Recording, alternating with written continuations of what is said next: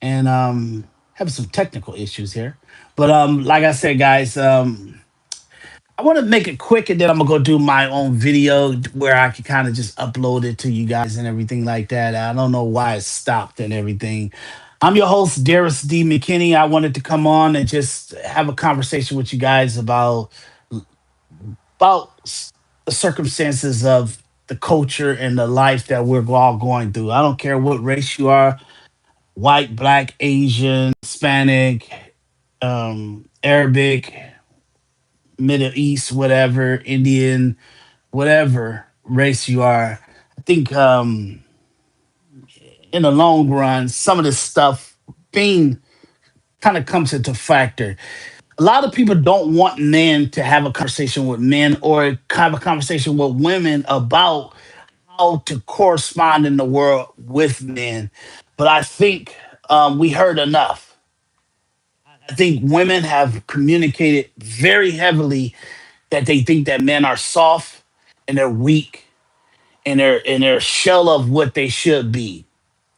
But I want women to understand, and I want men to understand, and I want the culture to understand. I want society to understand. I want politicians to understand. I want the anchors to understand because obviously they get paid millions of dollars, hundreds of dollars into millions of dollars to kind of know what I'm telling you. But at the same time, I don't hear it come out of anybody's mouth. You even like Andrew Tate and Fresh and Fit and different podcasts, Manosphere, all these kind of even Saint in the Center, all these people, they kind of captivated in what their life is like where they don't really look outside themselves and understand how to communicate to people that are not them. You get what I'm saying? You can't tell me how to be a better man when your father was a CIA agent. That's crazy.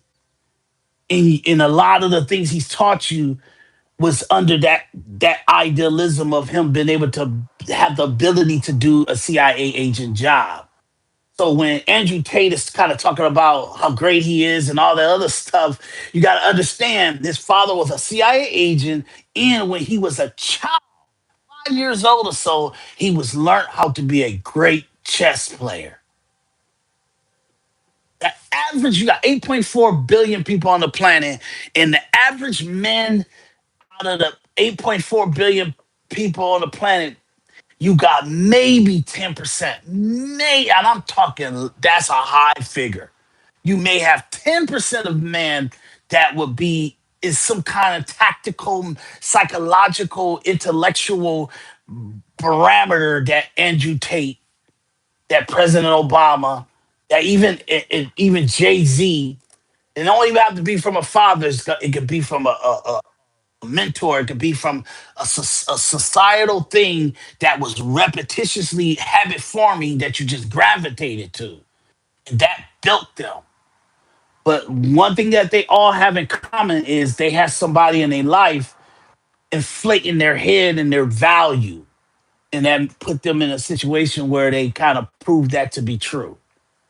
Because that's how humans are. We kind of, if you get us in a repetitious thing and a redundant thing, we'll actually mimic it forever. You get what I'm saying? So we'll redundantly do stuff that just give us kind of perceived or without fail outcome. Okay.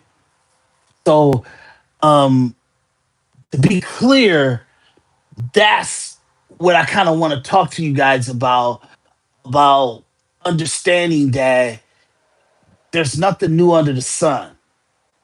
And I always say that men, I don't care if you think he's a bum or if he's an actual bum on the street, all the way to the Fortune 500, Bezos, Elon Musk, highly accomplished individual.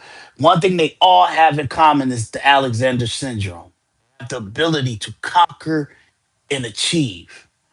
Okay, if that's not awakened inside that man, it's his environment that domiciles him. You get what I'm saying? And a lot of men, I'll say most men, 90% of all men have been domiciled, has been neutered, have been suppressed to their actual innate ability is on reflex achievement and conquering. That's how we are on reflex. And we've been neutered to be um compassionate to the weaker vessel. You get what I'm saying? So, what can make the weaker vessel correspond in society in a happy way where they feel like they winning as much as a man or a dominant ability of a man? And that's what happened. We all kind of neutered ourselves, and it became a trait behavior that's in grade school. It was like it's in our psychology. Anything you put inside a kid from 5 to 13 can destroy how they impulsively act and out and the outcome that they impulsively will have in their life. So, make a long story short, you want to make sure that I say my message to all men is quiet the noise. What's the noise? If anybody is in your head telling you what's best for you and what's best for them, you got to ignore that. You have to take care of yourself and empower yourself and strengthen yourself and give yourself an ability to do. And once you do that, everybody around you benefits off of it. But if you're a shell of a person, if you're always weakened, if you're always chasing your tail, you can't get ahead because you're trying to meet the expectations of everybody around you and your peers and your family and your spouses and your partners and all the other stuff that you forget to secure what the task is, what the mission is. In order for you to secure it, you have to have the ability to do it. Only way you have the ability to do it is you have to have the mindset to freely do it and to just automatically do it and forcibly do it and relentlessly do it. But sometimes people kind of, they're trying to balance things and they're trying to take care of this over here, take over this over here, take over this over here. And when you're doing that, you're kind of losing like executing on this. And people would never tell you that. But that's the make or break of a man. That's why when a man meets a woman, she needs to be 100% behind whatever crazy shit he doing or he trying to get accomplished or whatever. Why? Because the faster you do that, the faster he accomplishes it. He executes on it. He actually understands the pros and cons, the trials and errors, and he gets it done. And he moves on to where now it's the aftermath of executing on it. Because that's what's most important to women is the aftermath.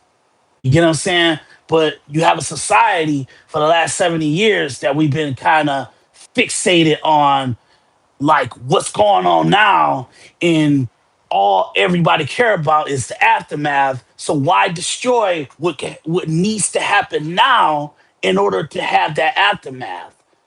But we destroy ourselves and we fixate on what's happening now, to how that values everybody balance or equilibrium or something like that. And you really should be executing on your path, executing on your task, executing on your goal. And no matter what, as long as you execute on that, the aftermath comes. The aftermath is the benefit of executing on that task, executing on that goal. So now we have a society where we all are kind of enemies of each other. I can't tell you like women to step back. Men have given up 50% of their value in the market, 50% of their value in the workforce. Over the last 70 years, they have just given it up to be harmonious with women. Look, I'm guilty of it. I'm 100% guilty of it. But as I stand here now, I'm telling you guys, you have to empower yourself as a man and your greatness and your value. It's the only way you're going to be able to take care of the women. That's the only way you're going to be able to take care of the kids. The only way you're going to be able to take care of your family, take care of your household. You cannot be in the mindset of women